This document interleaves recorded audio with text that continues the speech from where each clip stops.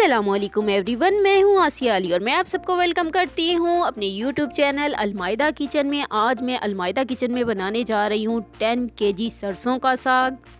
आज की इस वीडियो में आप ये जान पाएंगे कि पाकिस्तान में ख़ास तौर पर पाकिस्तान के सूबा पंजाब में साग कैसे बनाया जाता है। जी हाँ, पंजाब के घरों में साग इसी तरीके से बनाया जाता है, जिसकी रेसिपी आज मैं आपसे शेयर करूंगी। आप लोग ये भी जानना चाह रहे होंगे कि 10 केजी साग क्यों बनाया जा रहा है, इतना साग का हम लोग क्या करेंगे। जी तो हमारे घर का साग बहुत मशहूर है, फैमिली एंड फ्रेंड्स को गिफ्ट किया जाता है। हर सर्दियों में एक बार इतना ज़्यादा साग बनता है, कराची तक ये साग मशहूर है। जो हमारे रिलेटिव्स कराची में है उनको भी भेजा जाता है। तो आइए आज की वीडियो स्टार्ट करते हैं। हमें सबसे पहले 10 केजी साग चाहिए, जो कि यहाँ पर मैं ले चुकी हूँ।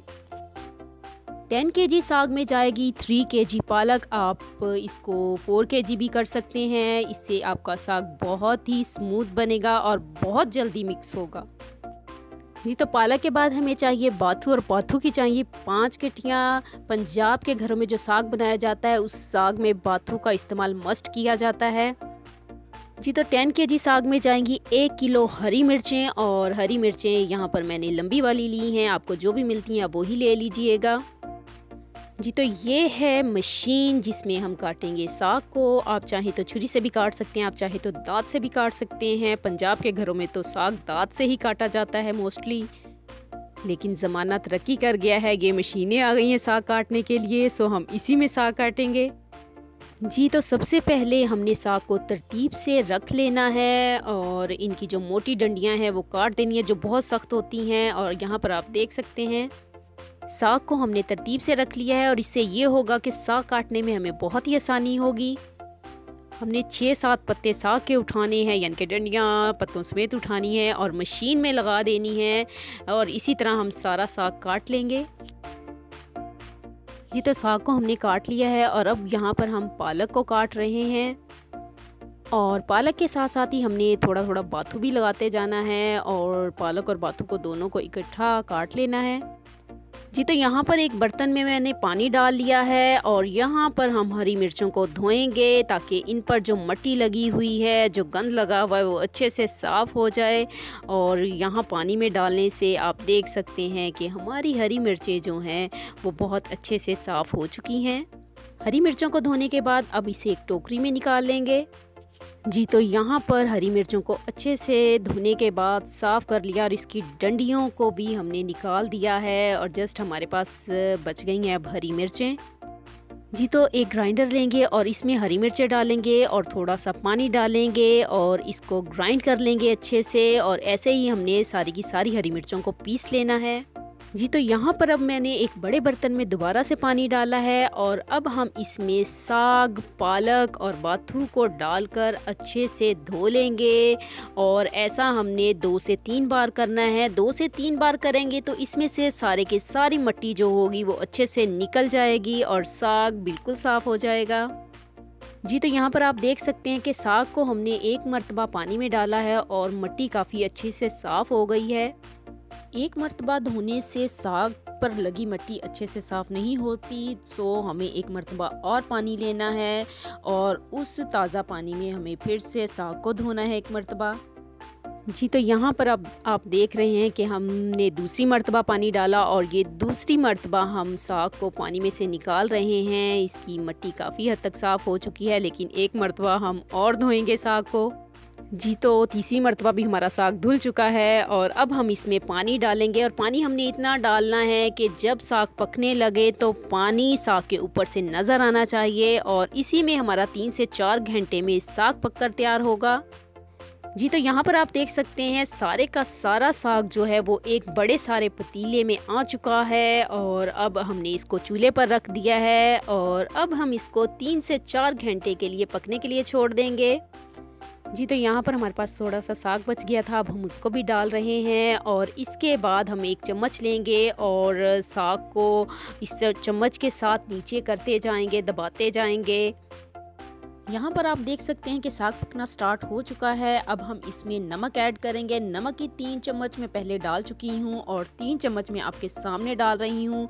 बाकी नमक की जो कमी बेशी होगी वो तड़के में पूरी हो जाएगी। और यहाँ पर आप ये भी देख सकते हैं कि साग के ऊपर है पानी और साग से नीचे पानी आपने रहने नहीं देना। साग के ऊपर पानी होगा तो तभी हमारा साग अच्छे से पककर तैयार होगा और हम इसको ब्लेंड कर सकेंगे इजीली। और अब हम इस पकते हुए साग में ब्लेंड की हुई हरी मिर्चें डाल देंगे। जी हाँ, यहाँ पर मैं डाल रही हूँ हरी मिर्चों का पेस्ट जो कि मैंने अच्छे से ब्लेंड कर लिया है।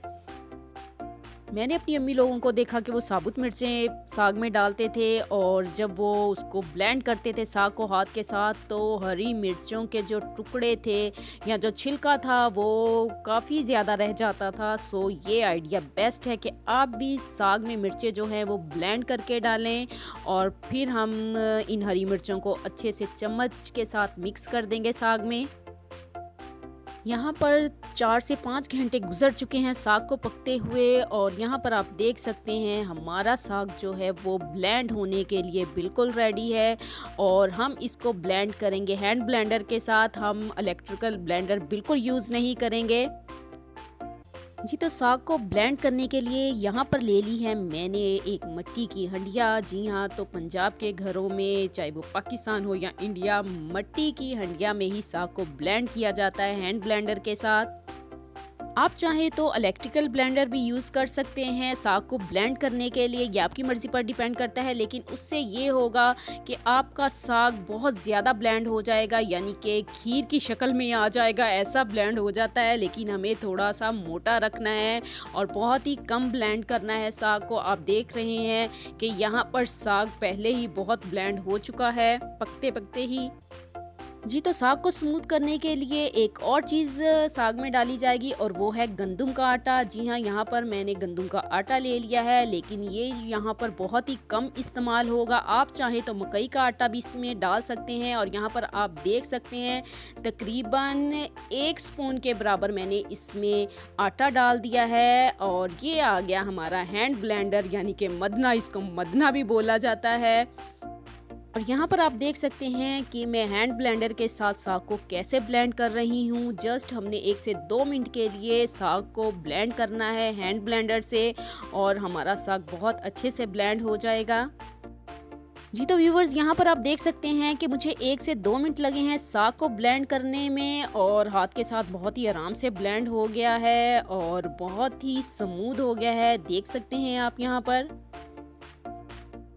जी तो व्यूवर्स, यहाँ पर हमारा सरसों का साग रेडी हो चुका है। यहाँ पर अभी मैंने साग को तड़का नहीं लगाया, अगर मैं तड़का लगाने बैठती तो वीडियो और लंबी हो जानी थी। सो मैं आज की इस वीडियो को यहीं पर एंड करती हूँ। मुझे कमेंट सेक्शन में लाजमी बताइएगा कि आपको ये वीडियो कैसी लगी और मेरे चैनल को सब्सक्राइब करना मत भूलिएगा। इसी के साथ मैं आप सबसे इजाज़त चाहती हूँ। जहाँ भी रहें खुश रहें, आबाद रहें, मुझे अपनी दुआ में याद रखें। टेक केयर एंड अल्लाह हाफिज़।